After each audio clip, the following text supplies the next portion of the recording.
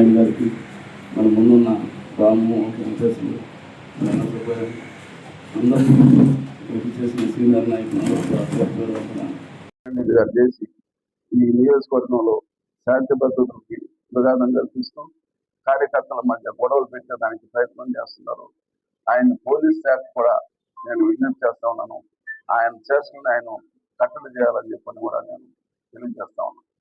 మరి ఈరోజు ఎన్నికలు లేవు, లేదా వైసీపీ పార్టీ పిలిపిల ఇంటింటికి గడప గడపకి వైసీపీ పార్టీ అని చెప్పని ఒక పిలిపిస్తే, మరి రాష్ట్ర పార్టీ పిలిపిస్తుంది కాబట్టి ఎవరు ఎక్కడ తిరిగినా ఎవరికి అభ్యర్థుల అలాంటి కార్యక్రమాన్ని రాష్ట్ర పార్టీ కలవడానికి నన్ను 90 రోజులు జైల్లో పెట్టారు తెలుగుదేశం పార్టీ వాళ్ళు అని చెప్పని మా ఊరూరా చెప్పుకుంటూ తెలుగుదేశం పార్టీ మీద వ్యతిరేకత తీసుకొచ్చేదానికి, అదే కాకుండా వైసీపీ కార్యకర్తలు రెచ్చగొడుతూ గ్రామాలు తిరగడం మంచి పద్ధతి కాదని చెప్పని కూడా మేమందరం భావిస్తున్నాం. ఇది రేపటి నుంచి ఆయన ఎక్కడికి పోయినా మా తెలుగుదేశం కార్యకర్తలు నాయకులు అందరూ కూడా ఆయన కార్యక్రమాన్ని అడ్డుకుంటారు. మేము రాష్ట్ర పార్టీ ఇచ్చిన పిలుపు ఏదైనా ధర్నా చేస్తామంటే మమ్మల్ని ఇళ్లలో నుంచి బయటకు రానిలా ఆ రోజు పోలీసులు. రాష్ట్ర పార్టీ మరి రాష్ట్రంలో సర్వనాశనం అయిపోతుంది, రాష్ట్రంలో దుర్మార్గాలు పెరిగిపోయినాయి, రాష్ట్రంలో నిత్యావసర వస్తువులు ధరలు పెరిగినాయని చెప్పని వాటికి వ్యతిరేకంగా కూడా మేము ధర్నాలు చేయాలంటే మమ్మల్ని హౌస్ అరెస్ట్ చేసిన దాఖలాలు ఎన్నో ఉన్నాయి. మరి ఈరోజు ఆయన కూడా కట్టడి చేయాల్సిన ఆవశ్యకత పోలీస్ యంత్రాంగం మీద ఉంది. లేదంటే మా తెలుగుదేశం నాయకులు అందరం కూడా పోయి ఆయన ఏ ఊరికి పోతాడో మేము కూడా అదే ఊరికి వెళ్ళి ఆయన రెచ్చగొట్టే విధానాన్ని మేము అక్కడికక్కడే ఖండించేదానికి మా నాయకులు సిద్ధంగా ఉన్నారని కూడా మేము తెలియజేస్తున్నాం. మరి ఈ సందర్భంగా మేము పత్రికల వారికి కూడా నేను తెలియజేసేది ఒకటే, మీరు కూడా చూస్తూ ఉంటారు, 2 సంవత్సరాలు అయింది విజయశ్రీ గారు ఎమ్మెల్యే అయిన తర్వాత ఎక్కడ ఒక వ్యక్తి మీద దాడి జరగడం కానీ, ఒక వ్యక్తి మీద ఎస్సీ ఎస్టీ అట్రాసిటీస్ కేసు పెట్టడం కానీ, లేదా ఇలాంటివి సంఘ విద్రోహ కార్యక్రమాలు ఎక్కడ కూడా జరగకుండా ప్రశాంతంగా నియోజకవర్గంలో పరిపాలన కొనసాగుతూ ఉంటే ఈయన ఒక్కడి వల్లనే శాంతి భద్రతలకు విరోధం కలుగుతూ రాష్ట్రం నియోజకవర్గంలో ఇబ్బందిగా ఉంది. కాబట్టి పోలీస్ యంత్రాంగం కూడా వాళ్ళని ఆలోచించి ఆయనకు తగిన సూచనలు ఇచ్చి కూడా ఏర్పాటు చేశాడంటే ప్రజల్లో ఆయనకి ఎంత ఆదరణ ఉందో,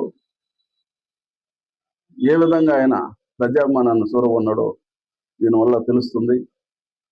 అంతేకాకుండా ఈ రాష్ట్రంలో బడుగు బలహీన వర్గంలో వారికి రాజకీయ భిక్ష పెట్టిన మహానాయకుడు.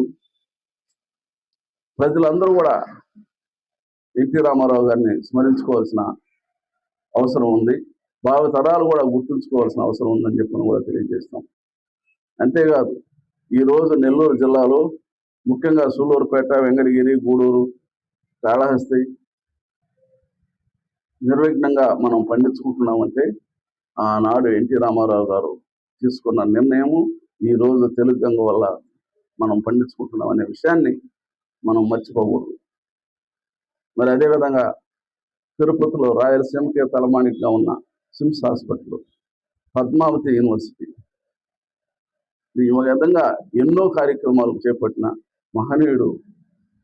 ఆయన భావితరాలకి గుర్తుండాలా, ఆయన చేసిన మంచి పనులు భావితరాలందరూ కూడా నెప్పులు తెచ్చుకోవాలా, స్మరించుకోవాలనే ఉద్దేశంతో ఎన్టీ రామారావు విగ్రహాన్ని మనం ప్రతిష్ఠిస్తామని చెప్పని, అంతేగాని మాకు ఎవరి మీద ఏ పార్టీ మీద విభేదం లేదు, ఏ నాయకుడిని కించపరచాలని మేము అనుకోవడం లేదని చెప్పని అన్ని విషయాలు కూడా చెప్పొస్తే మళ్ళీ ఈరోజు దుర్మార్గంగా లోడిన గుంటని తిరిగి పూడిపించడం అంటే గొడవలకి ప్రేరేపిస్తున్నాడు. అతను గొడవలకు ప్రేరేపిస్తున్నాడు. ఇది 2024 వరకు వైసీపీ అధికారంలో ఉంటే మరి ఇక్కడ ఈ పెదపూర్ నాయకుడే వాసనూరులో వాళ్ళ పార్టీ నాయకుడితో గొడవ కుట్లాట, అదేవిధంగా మోదులపాలెంలో వాళ్ళ వైసీపీ నాయకులతో గ్రామీణ దందాలు చేసుకుంటూ విభేదాలు పడి కుట్లాడి కారు కూడా వదిలి పోలీసులు వచ్చి వాళ్ళందరూ కూడా రక్షించారు. అదేవిధంగా ఎన్నికల ముందు సూలూరుపేటలో అక్కడగా కూడా వైసీపీ నాయకులతో కొట్లాడి దెబ్బలు తిరిగి మరి లాండ్ ఆర్డర్లకి విఘాతం కలిగిస్తున్న వ్యక్తులు వైసీపీ నాయకులు. మరి ఆనాటి శాసనసభ్యులు చూస్తూ నిన్నమూడు పోయాడు కానీ ఎవరిని కూడా వాదించడా. అందుకే ఆ గొడవలు నిత్యం జరుగుతూ ఉన్నాయి నియోజకవర్గంలో. మరి ఈరోజు మన ప్రభుత్వం చంద్రబాబు గారి నాయకత్వంలో తెలుగుదేశం పార్టీ ప్రభుత్వం ఏర్పడిన తర్వాత మన నియోజకవర్గంలో ఒక్క గొడవలు కానీ లేదా ఒక ఎస్సీ ఎస్టీ కేసు కానీ ఎలాంటివి కూడా నమోదు కాకుండా ఉన్నాయంటే ఎంత ప్రశాంతంగా నియోజకవర్గంలో పరిపాలన కొనసాగుతుంది ఒకసారి ఆలోచించి మనకందరం కూడా గర్వకారణం.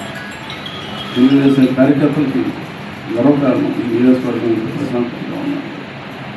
కానీ సూళ్ళూరుపేట నియోజకవర్గంలో 6 మండలాలు ఉన్నాయి, 2 మున్సిపాలిటీలు ఉన్నాయి. మన జిల్లాలో కానీ ఎక్కువ జిల్లాల్లో ఎక్కడ కూడా 2 మున్సిపాలిటీలు ఉండే నియోజకవర్గం